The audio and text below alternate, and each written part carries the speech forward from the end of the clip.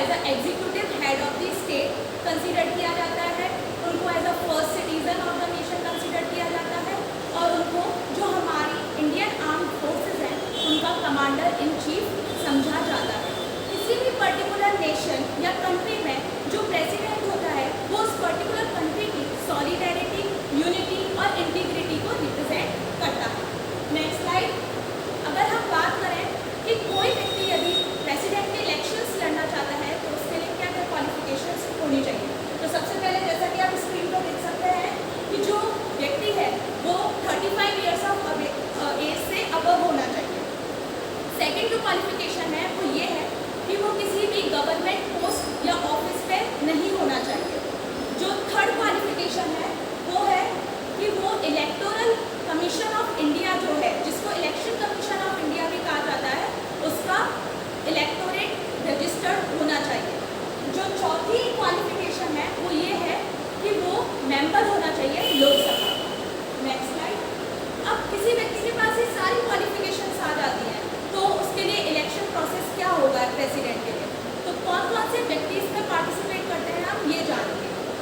तो सबसे पहले जो पार्टिसिपेट करते हैं लोग वो होते हैं पार्लियामेंट के दोनों हाउसेज जो हैं, लोकसभा और राज्यसभा, उनके जो मेंबर्स हैं वो इसमें पार्टिसिपेट करते हैं। जो स्टेट लेजिस्लेटिव असेंबलीज के मेंबर होते हैं वो इसमें पार्टिसिपेट करते हैं। और जो हमारी पर्टिकुलर यूनियन टेरिटरीज हैं, जैसे मैं कुछ यूनियन टेरिटरीज का नाम लूँगी, दिल्ली एंड पौंडीचेरी, उनके जो लेजिस्लेटिव असेंबलीज होते हैं उनके जो मेंबर्स होते हैं वो भी इसमें पार्टिसिपेट करते हैं। Next slide.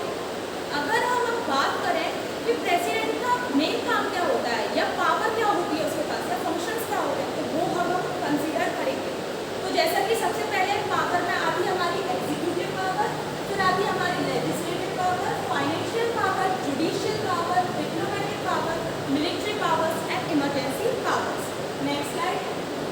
सबसे पहले हम बात करते हैं एग्जीक्यूटिव पावर। तो जो एग्जीक्यूटिव पावर्स होती है प्रेसिडेंट की वो कुछ इस प्रकार होती है कि जो अटॉर्नी जनरल इंडिया होता है उसको अपॉइंट करने का काम प्रेसिडेंट का होता है। जो कॉम्प्ट्रोलर ऑडिटर जनरल होता है इंडिया का, जिसको हम CAG भी कहते हैं, उसको भी अपॉइंट करने का काम प्रेसिडेंट का होता है।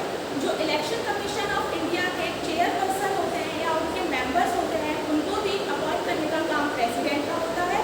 और जो राज्यसभा के 12 मेंबर्स होते हैं उनको भी नॉमिनेट करने का काम प्रेसिडेंट का होता है। यूनियन पब्लिक सर्विस कमीशन, जिसके अंतर्गत IAS, IPS के एग्जाम कंडक्ट करवाए जाते हैं, उसके भी जो चेयरपर्सन्स होते हैं और मेंबर्स होते हैं उनको भी अपॉइंट करने का काम प्रेसिडेंट का होता है। Next slide. जो हमारी नेक्स्ट पावर है वो है हमारी लेजिस्लेटिव पावर्स। तो लेजिस्लेटिव पावर्स में अगर हम बात करें तो सबसे पहली पावर यही होती है कि प्रेसिडेंट के पास ये पावर होती है कि वो जॉइंट सेशन बुला सकता है जब भी ज़रूरत हो, किसका, पार्लियामेंट के दोनों हाउसेस का, लोकसभा का और राज्यसभा का।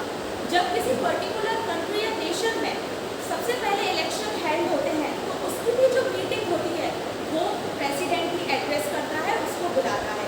जो हमारे लोकसभा के स्पीकर्स और डेप्यूटी स्पीकर्स होते हैं और राज्यसभा के चेयरमैन और वाइस चेयरमैन होते हैं उनको भी अपॉइंट करने का काम प्रेसिडेंट का होता है। Next slide. जो हमारी नेक्स्ट पावर आती है वो है हमारी फाइनेंशियल पावर्स। तो फाइनेंशियल पावर्स की अगर हम बात करें प्रेसिडेंट की तो उसके पास ये पावर होती है कि कोई भी मनी बिल जो लोकसभा में इंट्रोड्यूस किया गया है तो वो अब उस पर अपना कंसिडरेशन दे सकता है। इसके बाद जो यूनियन बजट होता है वो भी प्रेसिडेंट के सामने प्रेजेंट किया जाता है। Next slide. जो हमारी नेक्स्ट पावर आती है प्रेसिडेंट की वो है जुडिशियल पावर।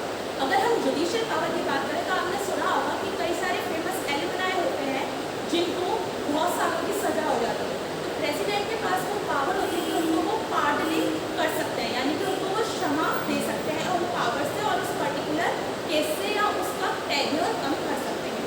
Next slide.